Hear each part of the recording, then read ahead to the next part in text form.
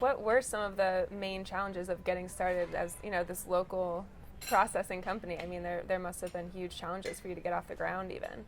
Absolutely. Understanding, for instance, to create a new product, how do you get it to the market?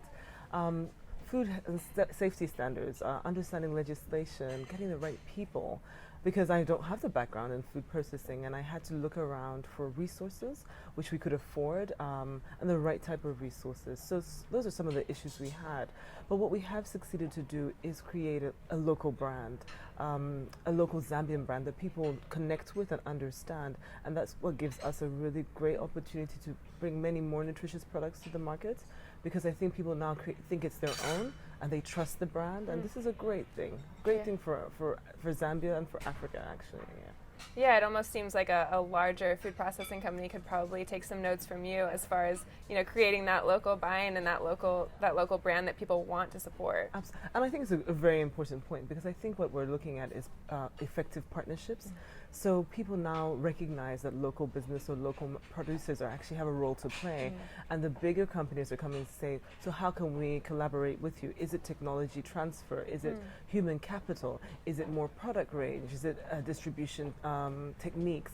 So these are things we definitely will welcome. I have no doubt that we'll definitely become a big producer, but how quickly we'll get there is a different issue. So I think collaborations and partnerships are always going to be important. And I want to ask you a little bit more about partnerships, but you mentioned the SUN Business Network, and I wanted to just ask you a little bit about how helpful is that dialogue that they're helping to create between business and government, and what role that plays for your processing in Zambia right now. So there's definitely a recognition that to scale up nutrition is that you have to engage private sector. So it's actually multi-stakeholder now, that you will not be able to deal with this issue unless everybody is a part of it.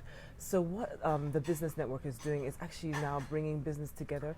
One, educating business, because I think business has done what they've always done, perhaps, and now giving business another opportunity. Let me say that. There's actually an opportunity here, and you can continue to do what you can or do responsibly, create the right products, and now there's even a market for it. So I think the Business Network, one, is doing education, is looking into standards as well, to making sure that we understand how to produce food safely and in the right sense of quality. It's also making us socially responsible, because I think there's been a lot of mistrust with business, and I think we are here. We also want to be socially responsible, but how do we do it? We should do it as a collective as well. So I think the network has been very, very helpful, and it's growing. I think the input of what we need will come as we go along.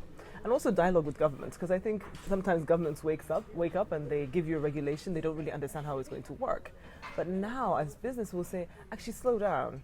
Let's focus on this area, or this is unclear, or perhaps you need to really get us a better lab so we deal with these issues. So this is a really great interface for us to all walk in the same direction. So we welcome it, and Zambia has done very well with 31 companies so far.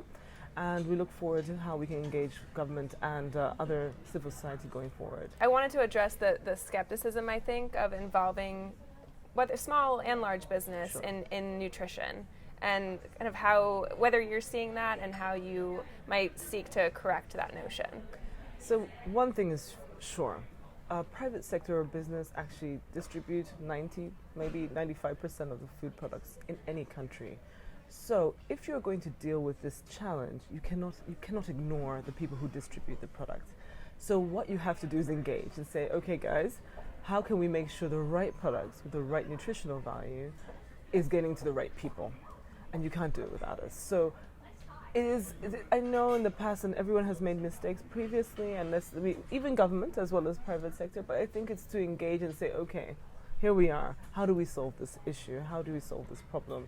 And there will always be suspicion, because sometimes, profit making is not necessarily good, but business is not a charity. We're here to create employment, to create products, to feed people as well. So we have to get over this hurdle. And I think the greatest thing is to have like these buffers, and the network is a buffer, because I think if we went to government and said you have to engage us, they'll be like, I think, hold on, what are you doing? So I think the network and a lot of other players like the UN, etc., help manage this relationship and say, look, let us work together, let's try to trust each other, let's get to a certain goal, let's have some measurables, and then we'll see how it goes. But it's there because it's been there for a long time.